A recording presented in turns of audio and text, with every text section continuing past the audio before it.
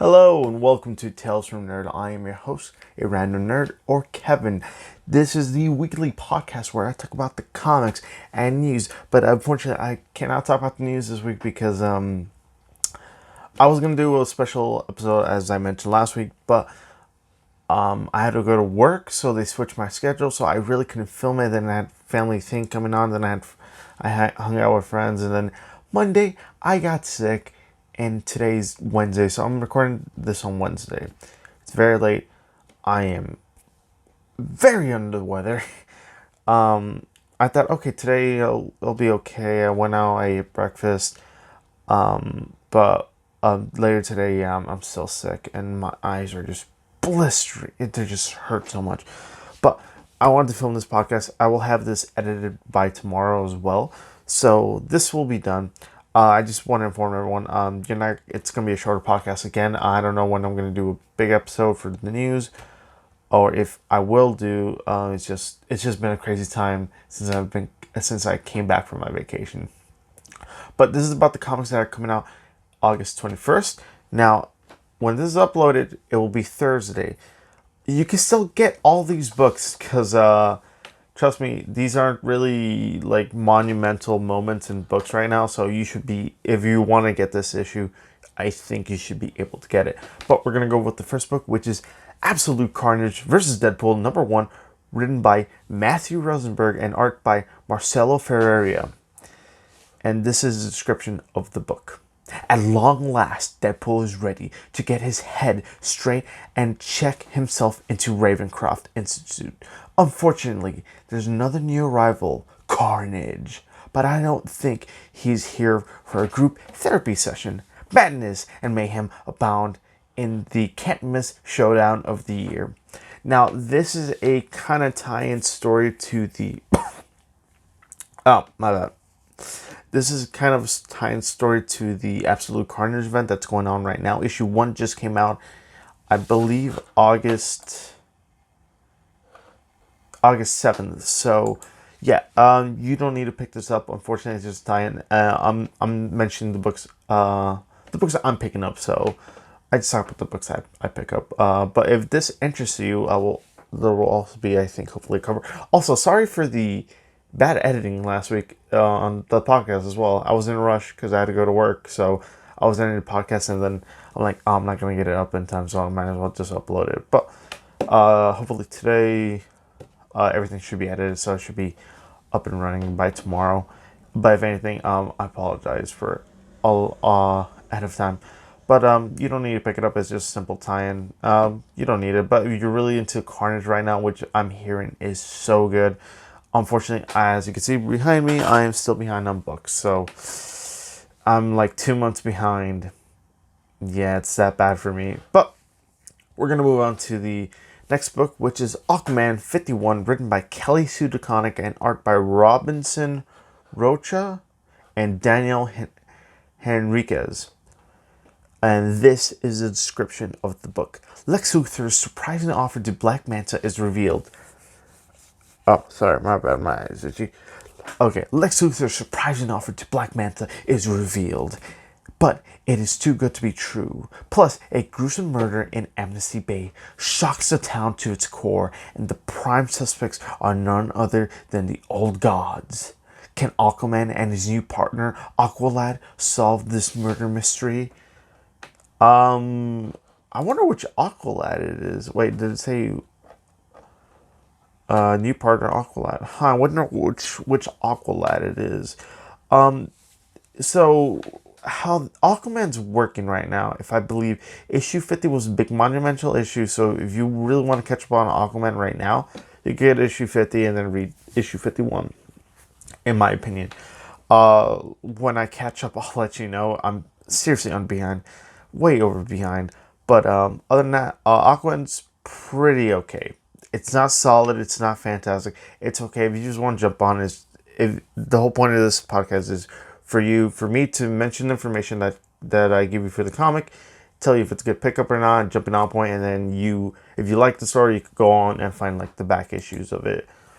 But yeah, we're gonna move on to the next book, which is Batman number 77, written by Tom King and art by the fantastic Tony S. Daniel. This is a description of the book. City of Bane continues. The last of the independent villains are on the run, leaving Gotham entirely to Bane and his cronies, including Flashpoint Batman and Gotham Girl. Through this means of a semblance of peace on the streets, the iron grip of tyranny is squeezing all life out of Gotham, and with Bane's mechanisms keeping other heroes out, the city really needs the Batman to return. Is Bruce Wayne ready to face his toughest foes yet? His father, the man who broke his back? Oh, damn, I didn't even know that happened. But, the cover is just showing Flashpoint Batman, aka Thomas Wayne, with a cover with Gotham Girl being a Robin. Okay. Hard thing about... I haven't read issue 75, so if you really want to read City of Bane, 75 is your jumping on point. 74 is... No, 73 is... No, 75 is your jumping on point. The thing about this Batman, the writer, some people like it, some people don't. I'm iffy on it. I'll read it, but I have to wait for the whole story to end to really give you my opinion on what's going on. But once I catch up, I'll let you know if it's a good jumping on point. But to me, if you want to read Batman jumping on point 75, I think beyond this, you better get on the train right now. So that's it. We're going to move on to the next book, which is Black Mask, Year of the Villain, one shot, issue number 1, written by Tom Taylor and art by Cully Hammer. This is a description of the book. Black Mask was one of Gotham's most ruthless crime lords. He had money, power, respect, but after months in a Teen Titans secret prison, yeah, that happened, Roman Sands is finally free, given a new purpose and new abilities thanks to Lex Luthor's offer. He's found a new racket. Corporate crime not only pays better, but it's far less dangerous. At least until Batwoman discovers what he's up to and plans to put an end to Black Mask's latest power grab. Is Black Mask the same crime boss he's always been, or has he and a new approach made him something far more unstoppable than he's ever been? This is a one-shot, so basically what DC's doing, and this is what Marvel's doing too with their one-shots, they're leading up to this like big climactic Year of the Villain thing, where each story will have a hint to what the big lead-up to Year of the Villain is. Basically, they're doing a lead-up. Well, each book, I think they release like a whole cover page and everything saying what books are going to be tied into the Year of the Villain, which will like be a whole year and lead off to this big climactic battle. That's actually really pretty brilliant. That's what they did in New 52 as well. It didn't work out that well before, but they're doing it again, and I think hopefully it works a little bit better. I don't know, they already had a mess up with the Superman issue 13 and then also Supergirl. I did talk about it last week. I have a little story about that. I went to my comic book shop, right? And I grabbed my books. They didn't grab Superman 13, if I believe. And I said, hey, do you have an extra copy of Superman 13? They told me no. But luckily they did, but it was on like, it was being sold for like $20. They were very generous enough to give me the book on regular price. I would have paid the $20, but they were generous enough to give me the book on regular price. I was thankful. I got the book. I had to catch up, but yeah, it looks interesting because we're getting the same issue but with a different cover. DC sent out a letter or a note to every distributor, Diamond distributor, to say, comic shop owners, destroy the books and then we'll send you a free copy of the new cover of this book, because it does not reflect the Year of the Villain storyline, which is funny because all this has to happen months in advance, or at least 2-3 months in advance. But who knows, DC, I don't know what you're doing, but hopefully you could get your act a little bit better. But is this a good jumping off point? for Black Mask. Yes, if you want to know more about Black Mask, or this is something new for Black Mask, you could jump on there and then you could read from beyond whatever this book is leading on to. But yeah, to me, I got it because I want to read it. You don't have to, so that's how I see it.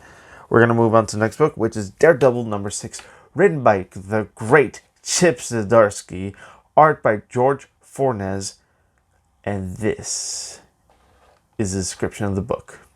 No devils, only gods, concludes. Matt Murdock comes face to face with the choices he's made. Hell's Kitchen rises up to fill the void. This is the final chapter of this storyline of No Devils, No Only Gods.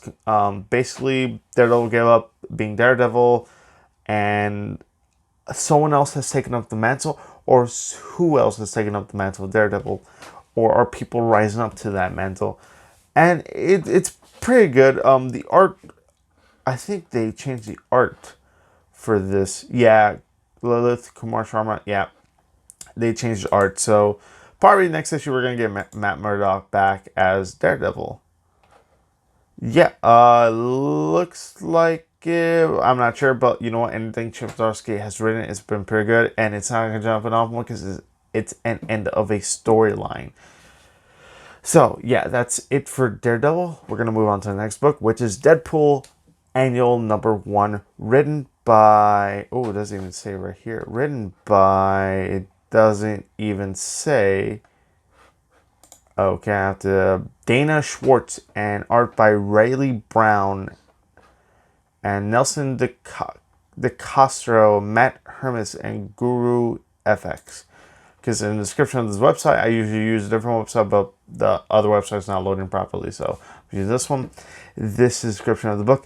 Acts of Evil. 8-year-old Peter Quincy is willing to pay $7 to a person who can kill his bad dreams, and the merc with a mouth is on the case. But if Deadpool wants to earn that sweet, sweet paper, he's going to have to throw down with Nightmare himself. So this is what I was talking about. It's a tie-in to the Acts of Evil. No idea what the Acts of Evil. I think, yeah, they're just a bunch of one-shots. Well, the other book that I talked about will lead up to a thing for DC. This, I think, is just one-shots connecting one story. Yeah, because I don't see anything else leading. There's a Miss Marvel one. Venom, I got the Punisher one. There's just 4 tie-ins. Okay. Good jumping off point. Yeah, if you want to read Deadpool and you're like, there's no Deadpool book, you can read that and you're like, oh, I can't wait for the next Deadpool book. Or they might, I think they already announced a new Deadpool book, I think. But, yeah, we're going to move on to the next book, which is, oh, God. Oh, no, okay, I'm good. Yeah, when you get sick, you feel like crap, by the way. I don't know if, who am I kidding? Who has been sick? But we're on the next book, which is Ghost Spider #1, written by Sean Maguire and art by Takeshi Miyazawa. That took me way too long to pronounce. This is the description of the book. With a cloud of infamy hanging over her head on Earth 65, Gwen Stacy now travels to Earth 616 for superhero action and school. The newest school at ESU is about to get a crash course in multiversity as she splits her time between the world she loves and the world she's getting to know. But what devious villain has eyes on Gwen's travels? Is Gwen ready for what comes next? Now, this is a new #1, basically what happened to Ghost Spider, which actually I gotta read her finale book. Basically Ghost Spider Spider-Gwen book ended, and then we got a new book. So she's going to be Spider-Gwen, Ghost Spider, and they just renamed this Ghost Spider. Basically, this is a new series, so we're probably going to see more Spider-Gwen interact with the main 616 universe. Or like the book said, it's going to split between her time on Earth and the main Marvel Universe book. I think it's gonna be fun so far. I like what they're doing with Spider-Gwen, and you know what? I think this is a pickup you will all enjoy. If not, you don't have to pick up issue 2. But in my opinion, if you want to read Spider-Gwen, if you love the Spider-Man Into the Spider-Verse movie, this is your pickup. We're going to move on to the next book, which is Guardians of the Galaxy number 8, written by Donny Cates, fantastic writer, and art by Jeff Shaw. This is the description of the book. The death of Rocket continues here in Faithless Part 2. Rocket Raccoon is dying, but when the Universal Church of Truth rises again, he may not have a choice but to fight. Being near death and with only a few Guardians willing to stand beside him, the odds aren't looking good. Now, yeah, the story arc is dealing with the death of Rocket, so he might not even die. He's way too popular in the movies, or we're gonna get something saying, "Oh yeah, we got a cure and he's back to normal." Because thinking about comics, everything goes back to normal. So is he actually gonna die? Probably not. He's way too popular, especially with Groot. But Guardian of the Galaxy, I always recommend. It's such a fun book, and it's a fresh breath of air after having no Guardians book for like a whole year. But yeah, it's also on the Part 2 storyline, so you can find issue 7 and issue 8 on your comic book shop, and you can be like, okay, reading these two, I have a good 20-minute read, boom. Whew, okay. Ooh. Okay, we're going to move on to the next book, which is History of the Marvel Universe number 2, written by Mark Waid and art by Javier Rodriguez. This is the description of the book. From the dawn of the 20th century to the first meeting of Mr. Fantastic and Doctor Doom, learn the secret of Marvel's history. Who was John Steele? Which Western gunslinger helped inspire the first heroic age? All this and more revealed. Now, this book basically is telling you like the decades of the Marvel universe. It's I forgot to mention the prices. They'll be up in the screen. My bad. I usually mention the prices. I didn't mention the prices all this time until now. This is when you know I'm sick. I'm not paying attention. But this book, it's I don't know. I haven't read it. So, but Mark Waid wrote the previous Captain America run, not the one by Ta-Nehisi Coates. He's writing the Doctor Strange book. Sorry. He's writing the Doctor Strange book. His Doctor Strange one's okay. It was weird in the beginning, it got better, then it got weird again. Especially with the multiple art changes. Ugh. When the art changes, you're like, oh, what happened? There was quality, and then the hell. But you can still pick up issue 1. Issue 1 is still on shelves. I should know because I went to the comic book shop last week, and there's still like 4 copies left, or like 5 copies, so you can still get it. If you want to read the Marvel Universe, and like, I don't want to get on the book. It's like a 5-issue mini. You could just read those and like, okay, and you could probably pick what character you want, and you're like, oh, I want to read more about this character. I could just go to this book now. But it's iffy on my part. Okay, we're gonna go move on to the next book, which is Nightwing number 63, written by Dan Jurgens and art by Ronan Cliquette. This is the description of the book. While the Nightwings recover from their latest battle against fiendish Burnback, Rick reflects on a small portion of his past that he remembers. Life in the circus. Oh wow, the description is weird. Reflects on the small portion of his past that he remembers. Life in the circus as the youngest member of the Flying Graysons, in hopes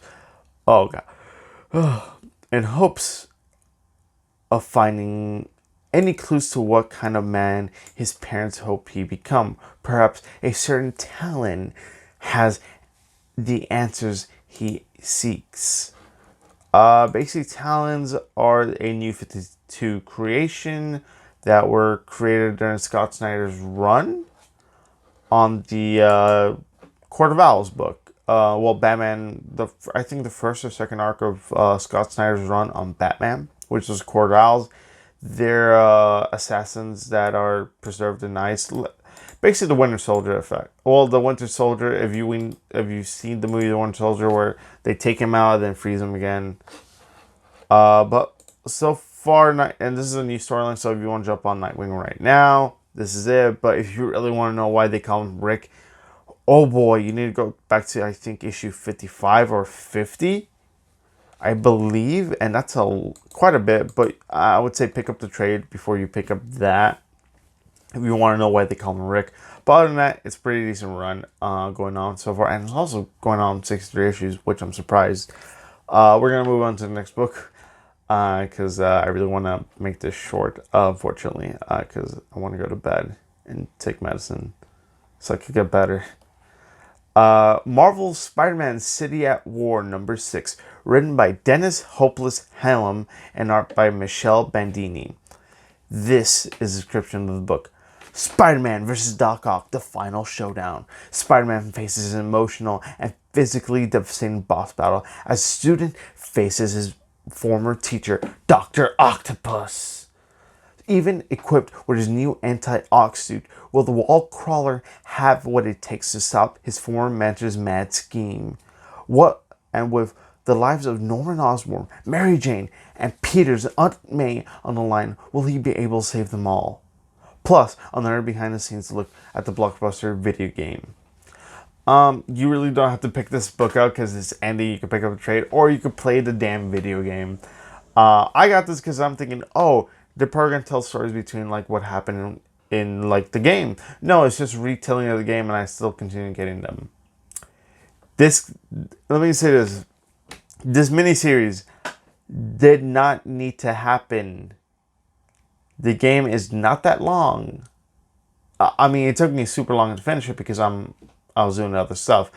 But you really don't need to pick up this book. You don't even need to pick up the trade. Just play the game, in my opinion. Okay, we're on the final 6 books. This is it. Powers of X, #3, written by Jonathan Hickman and art by R.B. Silva. This is a description of the book. As Xavier sows the seeds of the past, the X-Men's future blossoms into the troublesome of all mutant Dom. Superstar writer Jonathan Hickman continues reshaping the X-Men's past, present, and future with breakout star R.B. Silva. Haven't read Powers of X, but from how everyone is raving, it's pretty darn fantastic. And you know what? Powers of X, I recommend it.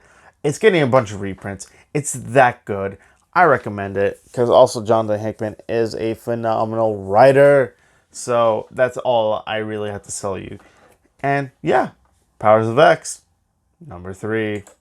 All right. Superior Spider-Man #10, written by Christos Gage and art by Mike Hawthorne. This is a description of the book. Otto Octavius is Superior Spider-Man, yes? Norman Osborn, the Spider-Man of Earth 44145, you met in Spider-Geddon. He's a Spider-Man of that Earth. We met him in Spider-Geddon.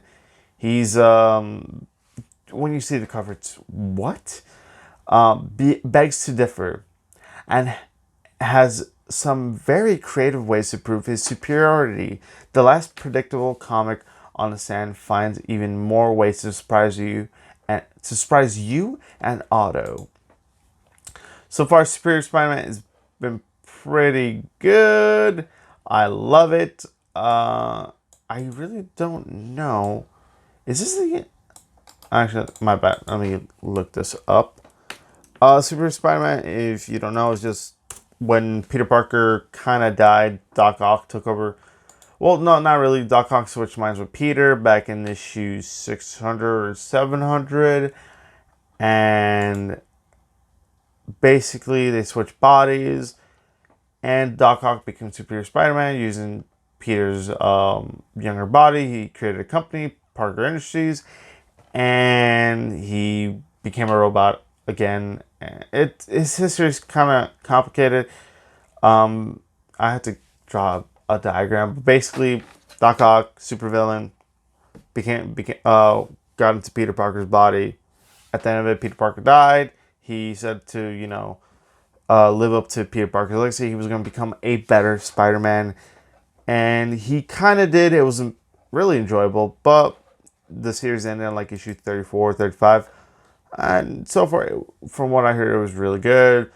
It wasn't Peter Parker because Doc Ock was in the mind of Peter Parker's body, but Peter Parker was there, like lingering behind him.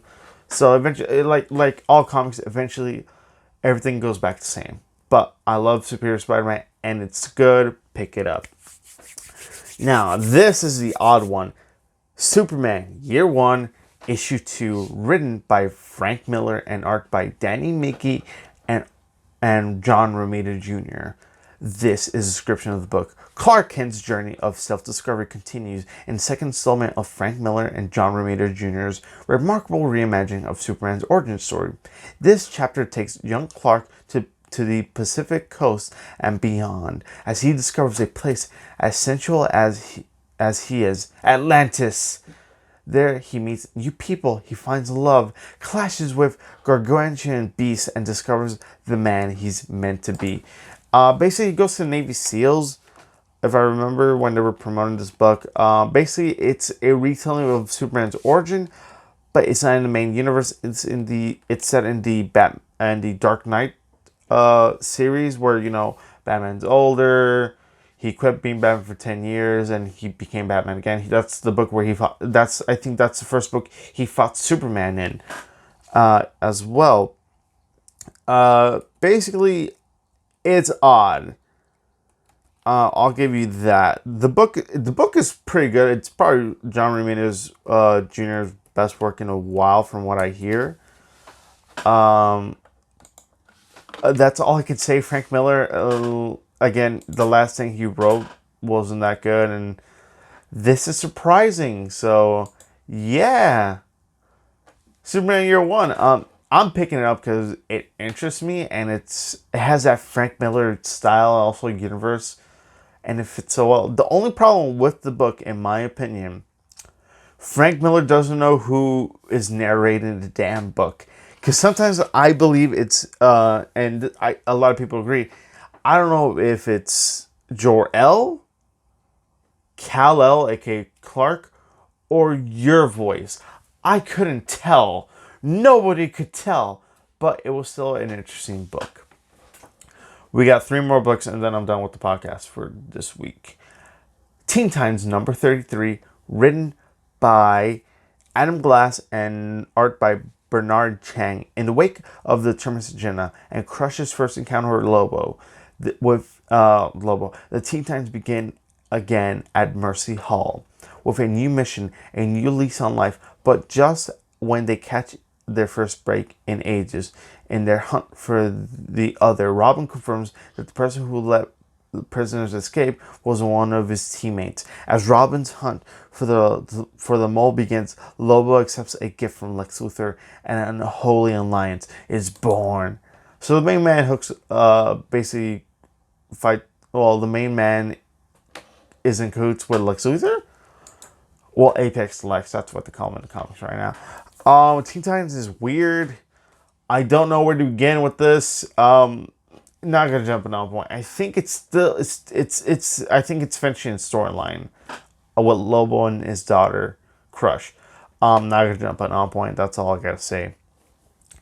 Okay, Tony Stark Iron Man. Oh yeah, we're moving on to the next book. Tony Stark Iron Man number 15, written by Dan Slott, art by Juanan Ramirez. This is the description of the book.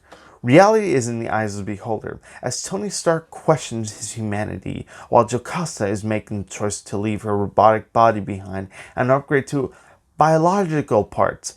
A turning point is coming to the Marvel Universe, as robotic and AI rights are being threatened in America. Guest starring The Vision and featuring the return of one of the Avengers' greatest threats. So far, Tony Stark Iron Man is good, but it just deals with the ramifications of Civil War II, which was not a good event. He died, he cloned his body, and then he's questioning himself, does he have a soul? And then he drank again. And he's like, I've been sober for so long and I drank it in virtual reality. I feel like I'm gonna drink again. Which, if you don't know, that's the famous storyline of Demon in the Bottle, where Tony Stark was a drunk in that storyline for a lot of the time. He was not Iron Man. If I remember, he was just a mess of a drunk. And it's also a jumping off point for a new storyline. So if you want to pick this up, this is it. If you like this style of writing and everything, you can pick up the trades, and you're like, oh, I like it. I'll pick up trade 1 and 2, and then I could pick up the other issues to get on. But yeah, pretty good in my opinion. It's pretty solid. So yeah, Valkyrie. Oh, Jane Foster Valkyrie, or Valkyrie Jane Foster number 2. Yeah, we're moving on to the next book. Sorry. Valkyrie Jane Foster number 2, written by Jason Aaron and Al Ewing. If you remember that name, he's the guy who's writing The Immortal Hulk. And art by Kafu. Yes, that's the artist's name, Kafu. Introducing the god of the kill, Bullseye. The deadly shot. Oh, this is the description. Introducing the god of kill, Bullseye. The deadly shot in the Marvel Universe just got his hands on the sword of a god. With the Asgardian weapon, Dragonfang, Bullseye has the power to kill a god in a single stroke. And he's about to prove it to Jane Foster. The newly christened Valkyrie must learn a hard lesson. Not every death can be prevented. Who is next on Bullseye's list, and what is the assassin really after? It's a good jumping on point. Issue 1 came out, so you can pick up issue 1 and 2. It's basically dealing with the events of War of the Realms. But yeah, that's all for this week. I hope you enjoyed. Take care. Please follow me on my Instagram and Twitter. I do post stuff there sometimes. Really, that's about it. Take care, guys. I'm gonna try to get better, and then hopefully by next week, you'll get the regular hour and a half podcast. All right. Peace, everyone. Take care. Bye-bye.